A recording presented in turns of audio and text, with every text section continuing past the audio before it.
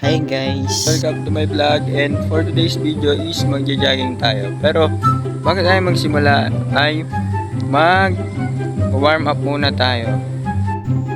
Doing a warm up in every physical activities that you do is very important para hindi mabigla ang ating katawan sa ating gagawing physical activities. Dapat simulan nito from head to foot para hindi mabigla ang iyong katawan sa gagawin yung physical activity at para hindi rin sumakit ang iyong katawan pagkatapos nyo gumawa ng mga physical activities.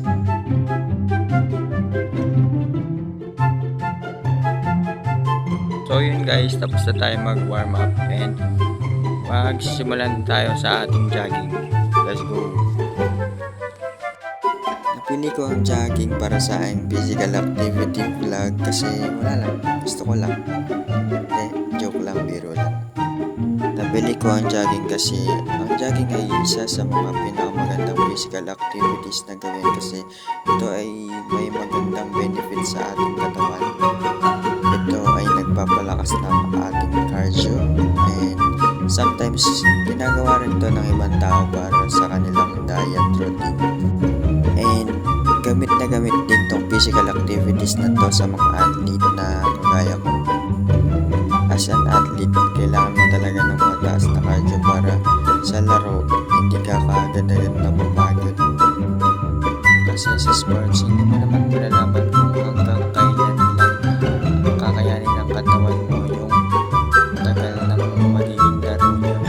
Kaya dapat mataas din ang cardio mo para ikaw ay maging prepare or maging handa for your every competitions.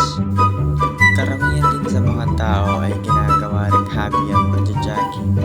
Yung iba sumasali ng mga fun run. Isa rin yan sa mga magandang salihang event lalo na kung ikaw masipag ka talaga mag-jogging. Tapos na-enjoy ka rin naman mag-jogging kaya mas maganda talaga kung sumasali ka sa mga fun run.